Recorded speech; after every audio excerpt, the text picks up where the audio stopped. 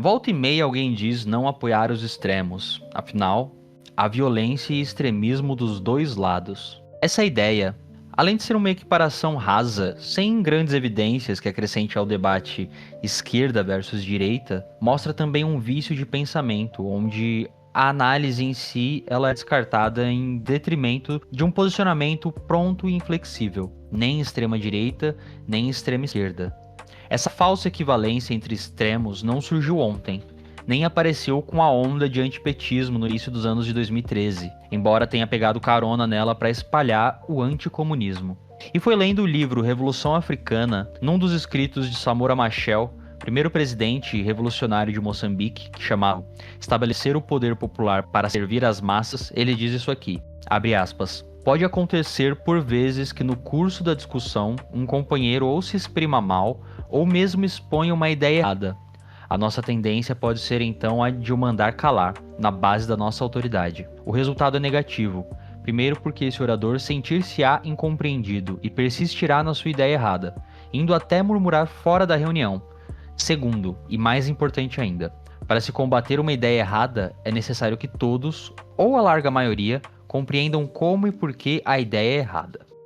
Então, em vez de montar no cavalo branco da superioridade e dizer que o camarada tá errado e precisa ler mais, precisa estudar mais, vamos tentar entender por que essa ideia é errada e por que é quase uma espécie de acordo de cavalheiros entre direita e esquerda, pelo menos aquela esquerda que se vangloria por dialogar com a oposição, e porque não tem nada de acordo mútuo. É só anticomunismo que favorece um lado, e não é o nosso. Eu sou o Chai, e esse é mais um monólogo síntese.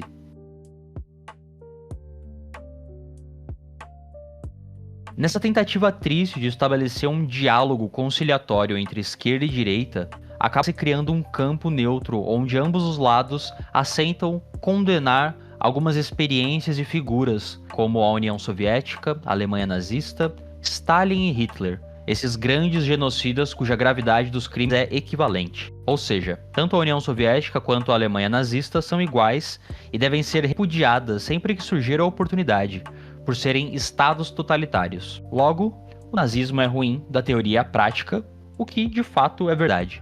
E o comunismo também, embora na teoria seja, como disse certa vez o ator Pedro Cardoso, que o comunismo é uma teoria do amor, mas na prática não, sendo apenas só mais uma forma de governo totalitário. De fato, Stalin cometeu crimes que devem ser condenados, perseguiu oposição e aliados, fuzilou uma galera e tudo mais.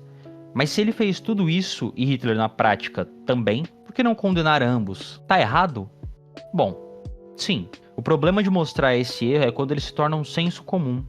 Como dizer que a água é molhada, o fogo queima, o nazismo é ruim e o comunismo é uma utopia, que na realidade se mostrou tão perniciosa quanto o fascismo italiano e o nazismo alemão. Aqui eu poderia até colocar um gancho para citar a Sabrina Fernandes no livro dela Sintomas Mórbidos. Resumidamente, utopia não é um lugar impossível de ser alcançado. É um não lugar que precisa ser construído. Mas então, como construir uma sociedade comunista quando todas as experiências socialistas são condenadas por esse mesmo senso comum? Eu nego todas as experiências de esquerda que deram certo, condeno como totalitárias, ignoro todos os avanços sociais e coloco no mesmo balaio que os nazistas. Eu lhe pergunto, quem que acaba ganhando com isso? Vamos lembrar que todo senso comum é uma construção. Ele não surge a partir do nada. Então vamos pegar um exemplo atual. Hoje, nós vemos os Estados Unidos como um país desenvolvido, a maior potência mundial, terra da liberdade, onde o capitalismo sempre prospera e seus valores são seguidos e mimetizados por várias outras nações que enxergam no país uma nação modelo. Ou ao menos tentam fazer isso. E sabe quem tinha essa mesma visão? Aquele cara do bigode centralizado, que eu não vou citar aqui. Já a Coreia do Norte, por outro lado, é retratada como essa nação militarizada, que vive sob um estado totalitário que escraviza seu povo, que morre de fome em campos de concentração, onde trabalham a vida toda sem salário ou qualquer direito. Ou seja, Estados Unidos bom, Coreia do Norte ruim. Isso é senso comum. Assim como olhar para a foto de um palestino resistindo às agressões sionistas e dizer, nossa, que incrível que é a resistência dos palestinos, tamanha resiliência eles têm contra os ataques israelenses. E depois a gente olha para uma outra foto de uma parada militar que acontece todos os anos na Coreia do Norte e dizer, Mas por que esses caras querem fazer mais arma nuclear? Por que os norte-coreanos buscam treta? Por que eles querem sempre se militarizar e ter mais armamento? Por que eles não podem ser apenas uma nação pacífica? Em ambos os casos, a violência descomunal perpetrada pelos Estados Unidos é ignorada. Elogia-se um homem seminu carregando uma funda e uma bandeira da sua nação, enquanto ele enfrenta do outro lado tanques de guerra. E condena-se uma nação que, depois de ter todas as suas cidades bombardeadas entre 1950 e 1953 pelos Estados Unidos, venceu a guerra e passou a produzir seu próprio armamento. A Guerra da Coreia, que começou com a invasão imperialista japonesa e depois norte-americana, nunca teve um fim oficial.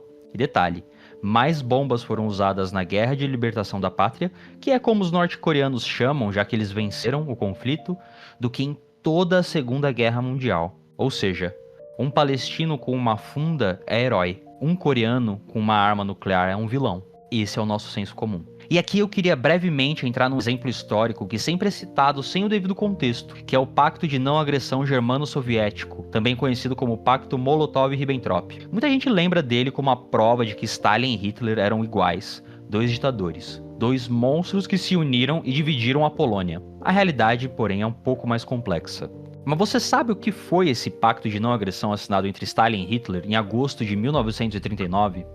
O pacto Molotov-Ribbentrop era, ao mesmo tempo, algo abjeto e algo estrategicamente pragmático. Se quiser, a ferramenta de um acordado cessar-fogo entre dois inimigos ideológicos que sabiam, a guerra viria, mas cada um precisava ganhar tempo. Stalin assinou esse acordo sabendo que a União Soviética não estava pronta para um confronto direto com a Alemanha nazista.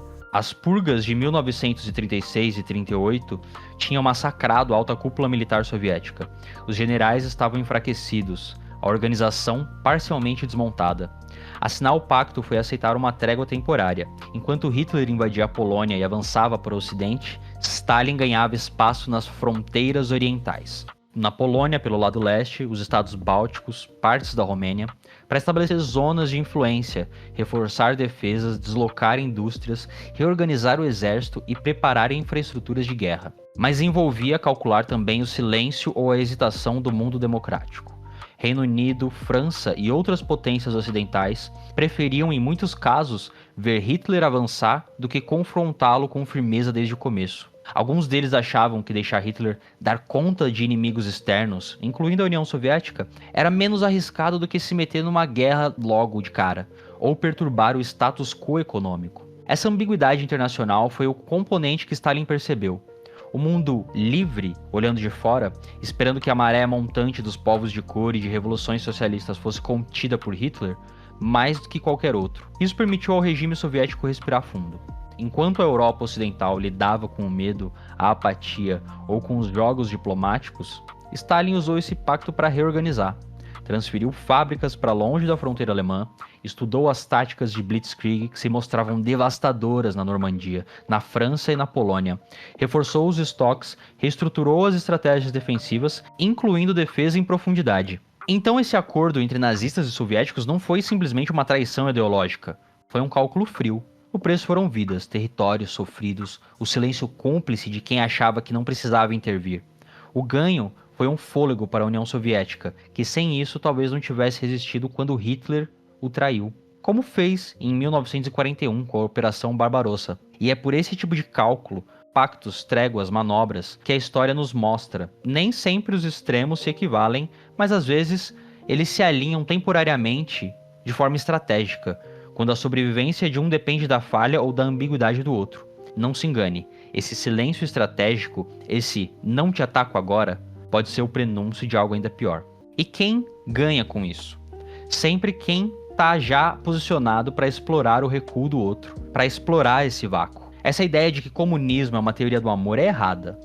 O amor é entre os nossos, entre trabalhadores e explorados. Aos colonizadores, neocolonizadores, supremacistas, neoliberais capitalistas, cabe o nosso mais puro ódio racional e revolucionário. Não se combate fascista com palavras bonitas ou argumentos racionais, porque toda a racionalidade foi jogada pela janela quando eles tentam subjugar um povo pelo caminho das armas. E aqui vale a pena a gente citar o Lenin, onde ele diz que a democracia verdadeira só pode ser alcançada com um fuzil no ombro de cada trabalhador. Ou ainda Mao Tse Tung, que disse uma verdade que é universal: Para acabar com as guerras, há que se pegar em armas. A guerra só pode ser abolida por meio da guerra. Então, quando for pra gente condenar Stalin ou qualquer experiência socialista, que seja feita de forma justa, criticar as falhas, mas sem cair na armadilha de equiparar tudo ao lixo nazista. Porque convenhamos, Stalin foi o responsável pela vitória sobre a besta nazista. E toda a supremacia branca odeia ele e os comunistas exatamente por isso. Dá pra condenar o homem por ter feito isso?